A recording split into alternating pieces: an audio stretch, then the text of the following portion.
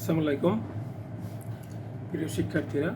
আজকে আমরা দেখব তোমাদের ক্লাস হচ্ছে বিস্তার পরিমাপের তৃতীয় ক্লাস।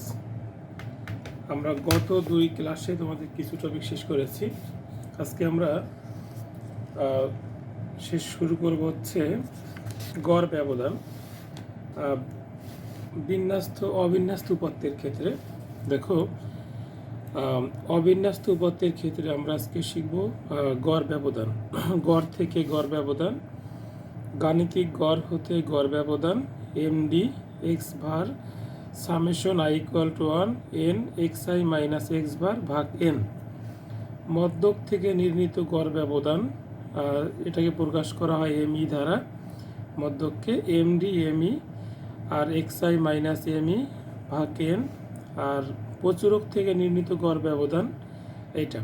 আজকে আমরা ক্লাসে আলোচনা করব হচ্ছে তোমাদের এই টপিকগুলো নিয়ে, অবিন্যস্ত উপাত্তের ক্ষেত্রে আমাদের গড় ব্যবধান।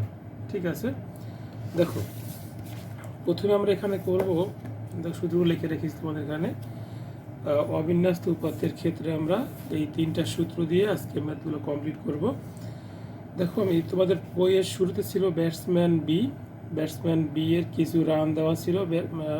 দেখো, এই রানগুলো এখানে আমি লিখছি।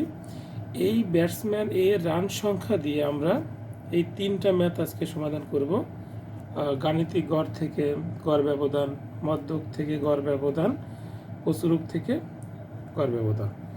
ওকে, আর কথা নয়, আমরা শুরু করি। দেখো, 1 নাম্বার গাণিতিক গড় থেকে গড় ব্যবধান। তাহলে গাণিতিক গড় থেকে যদি গড় ব্যবধান বের করতে চাই, তাহলে প্রথমে আমরা দেখো গড় বের করে নিই এখান থেকে। গড়, তাহলে গড় হলো আমাদের এক্স বার দ্বারা প্রকাশ করি আমরা, সবগুলো যোগ করে সংখ্যা দিয়ে ভাগ করব। তাহলে এখানে হচ্ছে 53, 46, 48, 50, 53, 58, 60, 57 এবং 52। এখানে সংখ্যা কয়টা দেখো, 1 2 3 4 5 6 7 8 9 10। 10 দিয়ে এখানে ভাগ করব। যদি আমরা সবগুলো এখানে যোগ করি, যোগ করলে কত হবে? 530। 530 হবে এখানে যোগ করলে আমাদের। তাহলে 10 দিয়ে ভাগ করলে হবে, গড় হলো 53। তাহলে আমরা এই গাণিতিক গড় থেকে গড় ব্যবধান বের করব। ওকে,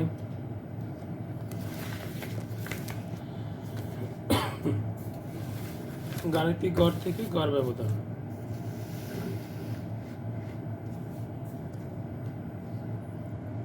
গাণিতিক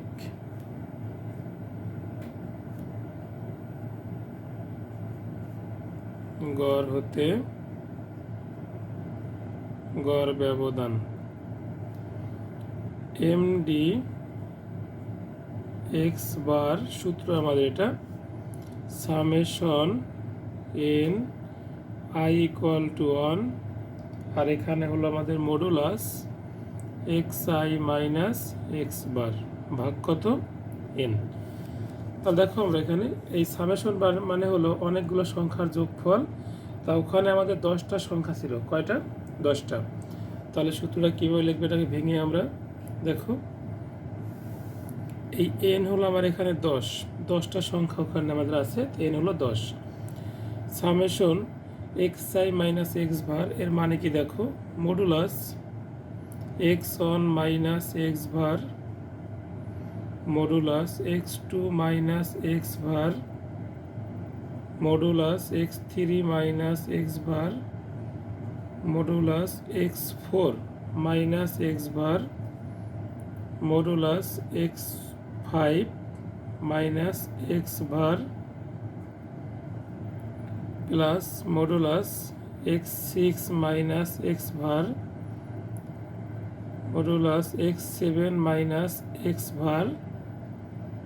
10 পর্যন্ত আমাদের করতে হবে, 7 লিখলাম, তারপরে plus modulus x eight minus x bar, modulus x nine minus x bar, modulus x10। আমরা আর যাব না, এখানে 10টা সংখ্যা 10 পর্যন্ত লিখলাম, ঠিক আছে। তাহলে এখানে দেখো সামেশন মানে অনেকগুলো সংখ্যার যোগফল, আমাদের এখানে 10টা, তাই 10 পর্যন্ত আমরা এখানে গেলাম, ঠিক আছে। দেখো আমাদের x1 এর মান আমরা এখানে লিখে রেখেছিলাম, প্রথম উপাত্তটা x1 এর মান হচ্ছে 53, এখানে লিখবো আমরা x1 এর মান হলো 53 মাইনাস x ভারও পেয়েছি 53 প্লাস x2 হলো 46 মাইনাস, একবার লিখে রাখি দেখো মানগুলো 53, 46, 48, 50, 53, তারপরে 53, তারপরে 58, 60, 57 আর হচ্ছে 52। 1 2 3 4 5 6 7 8 9 10। ওকে, তো আমাদের এখানে হচ্ছে দেখো এটা হলো x1, হ্যাঁ এই দিয়েছি আমরা x1 মাইনাস x বার, x2 হলো এখানে 46 আর x বার হলো কত 53 প্লাস x3 হলো 48 মাইনাস 53, তারপরে হলো x3 গেল x4 50 মাইনাস x বার হলো 53, তারপরে 53 মাইনাস 53, তারপরে আবার 53 মাইনাস 53 প্লাস 58 মাইনাস গড় 53, তারপরে হচ্ছে 53 মাইনাস 60, তারপরে প্লাস 57 মাইনাস 53, তারপরে প্লাস হলো 52 মাইনাস 53। জায়গার সংকলন, তার মানে এখানে চলে আসলাম, ঠিক আছে, নিচে করলাম। তা তোমরা একটু এক লাইনে করার চেষ্টা করবে, সবগুলো যোগ করবে আমরা, ঠিক আছে। আর এই পরম মানের কাজ হলো যদি কোনো অ্যান্সার মাইনাস আসে সেটা প্লাস হয়ে যাবে, ঠিক আছে।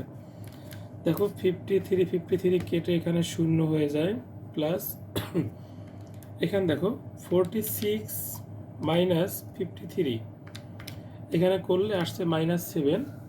আমাদের এই পরম মান দেওয়ার জন্য এখানে আমরা +7 নেব, পরম মান উঠে গেল, মাইনাসটা প্লাস হয়ে যাবে, ঠিক আছে।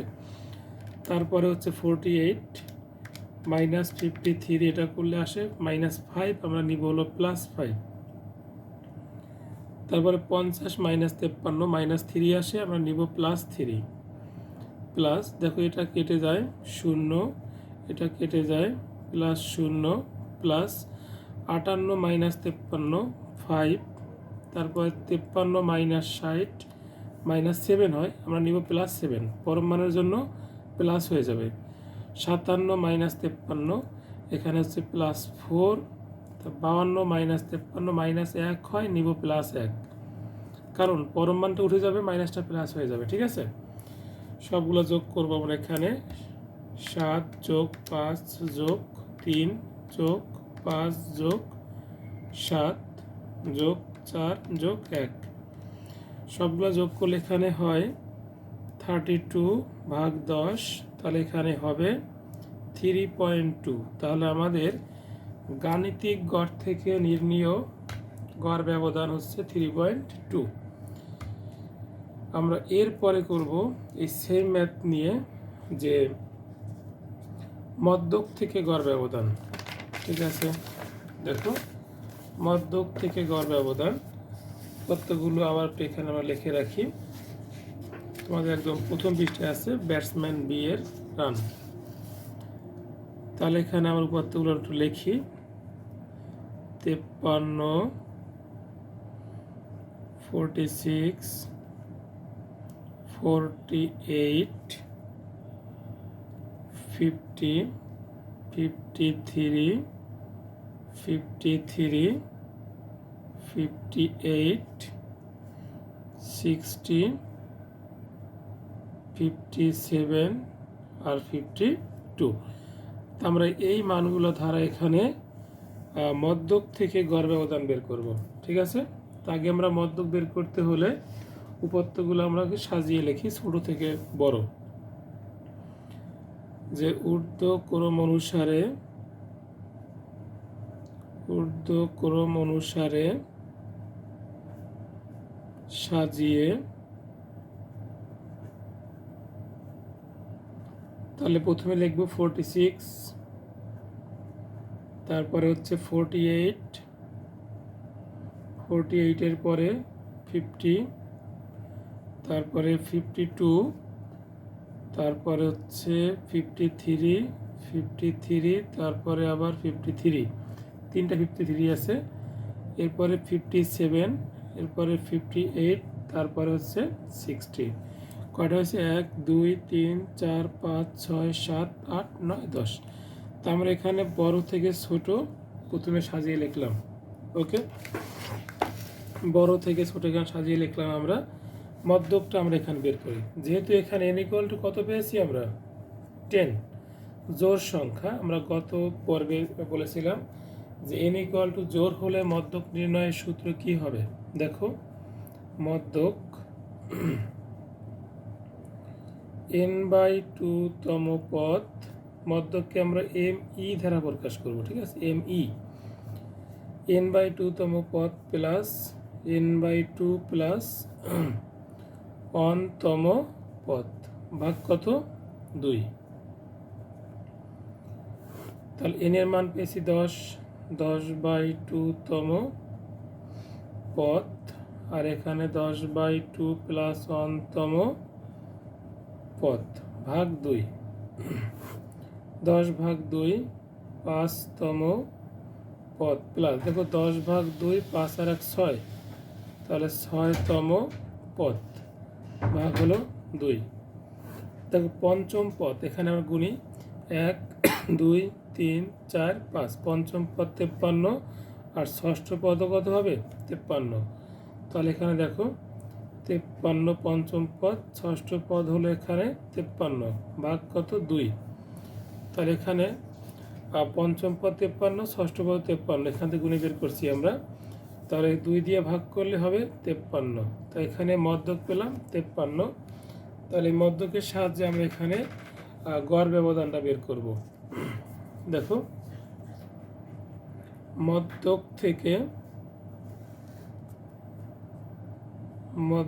থেকে গড় ব্যবধান md